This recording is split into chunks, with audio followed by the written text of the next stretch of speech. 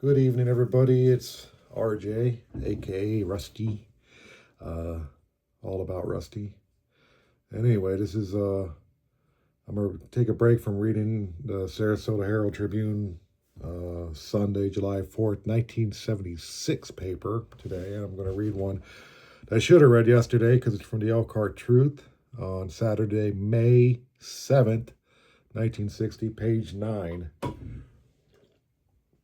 And I'm going to have to drink some water or something. It's entitled, "A Veteran Officer Earned a Reputation of Respect for His Impartiality," written by Bill Borneman. And I'll give you the backstory when we're done on this one. So Police Chief Van W. Kessler says the department just isn't the same without Wayne Silver. Silver, a broad-shouldered veteran of 20 years of service, recently announced his plans to retire on pension after a colorful career on the department. He served his last day on April 1st, and his retirement becomes official next month. He served as either a captain or a lieutenant during 16 of his 20 years. He was an officer under both Democratic and Republican administrations. Silver, 50, is 6 feet in height and a solid 204 pounds, almost the same weight he gave on his police application before joining the department on May 15, 1940. He was a lieutenant at the time he decided to retire, and rather than continue past the minimum retirement period, a part-time job. His future plans are not certain. He has continued to work for Miller Monuments, Inc. here. He has worked part-time for the monument company for the past 15 years. Silver said he owns some property in Florida and probably will vacation there with his wife this summer and early next fall. "I'm going to take my time before deciding on any future plans," he stated. Silver investigated many of the bigger crimes in the city's history. The veteran officer also earned a reputation for arresting anyone he observed violating the law without showing any partiality. A close friend of Silver's once remarked to a reporter, "Wayne Silver is a good friend of mine, but he saw me running the red light one night and still gave me a ticket. Worked hard." But the same friend added, "He gave us taxpayers our money's worth. I don't know anyone who worked harder and has more of a more conscientious." Silver's fellow officers point out that he usually showed up for daily police duties about an hour early. He always took time to familiarize himself with what was happening in advance of the start of his regular working hours. He had a remarkable memory for faces and names and proved invaluable in aiding detectives on many occasions. Detective Captain Kenneth C. Smith emphasized. Smith pointed out that police frequently have difficulty locating a person to serve warrants, and that many of those warrants remain on file for several years without being served. But Wayne Silver seldom forgot the names on those warrants. Invariably, he'd arrest a person on an old warrant who had presumed that the police department had forgotten all about him. Sometimes these people left the city for several years when they knew they were wanted. Wayne surprised many of them upon their return, Smith recalled. The swimming pool murders. Among the most famous crimes Silver helped investigate was the murder of Harlan Elliott, 16, in the YMCA swimming pool in 1944. Cleo Fred Davis is serving a life term for that slaying.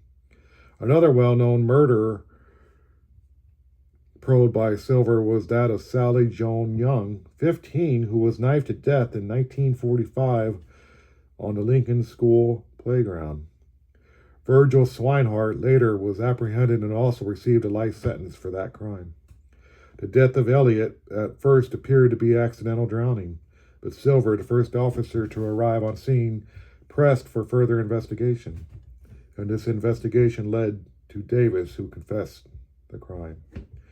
Silver was never seriously injured in his eventful career, but he had several close calls. A runaway horse probably hurt me the worst, he recalled. I tried to stop the horse by grabbing the rope on its bridles, and the horse dragged me quite a distance before I let go. I was banged up pretty good. Fights followed. One afternoon, several years ago, Silver attempted to arrest a Chicago narcotic addict in Franklin. And second, the addict suddenly produced a thermos bottle and struck Silver in the head with it, stunning him. Witnesses recall a vicious fight that ensued before Silver was able to subdue the addict. Silver said he believes the modern-day policeman has better equipment, better training, and is more useful all around than policemen of 20 years ago. These men they are hiring on the department today seem to have excellent qualifications, he remarked. When asked about the problem of juvenile delinquency, Silver offered this observation. We have more officers devoted to juvenile problems today. We also have more juveniles, what with our growing population. So it is only natural that we make for more juvenile arrests than we used to make. But I don't believe the boys and girls today are worse than they were 20 years ago, he commented. Under 7 chiefs. Silver served under 7 police chiefs. They were Elmer Manning, Charles Granger, Walter Larson, Bill Roth, Ben Lauer, Ivan Carlson, and Kessler, in that order. Wayne's brother Leon is a city fireman. Silver and his wife, Helen E., reside at 713 Thomas. They have 5 children, Lloyd, 26, of Elkhart, Sandra, 25, of an airlines employee in Chicago, Miss Jerry, Barbara Miller, 23, of Franklin, Indiana, and Ralph, 17, and Janet, 15, both of whom are at home. Silver said that he has seen many changes through the years in law enforcement techniques and in the personnel of the Elkhart Police Department. We've had many good, honest police officers in Elkhart. But there's no doubt that law enforcement work today is more scientific and as a result, more efficient. Praises to all branches. He praised all law enforcement branches in this area for helping to keep such vices such as gambling, prostitution, and the use of narcotics at an almost absolute minimum in the city and Elkhart community. He singled out the state police and the sheriff's department for playing a big role in creating this healthy situation. He added, this isn't true in many cities and counties, including several quite close to our city and county. We are fortunate that our law enforcement agencies have enough honesty and integrity to keep our community and county clean, he added. And that ends the article. So, my grandfather, of course, as we just read, was in law enforcement. And he started a long line of law enforcement, actually. My uncle, Ralph, who was mentioned in there, was also in the Elkhart Police Department. My mother worked for the city of Sarasota Police Department as a crime scene investigator.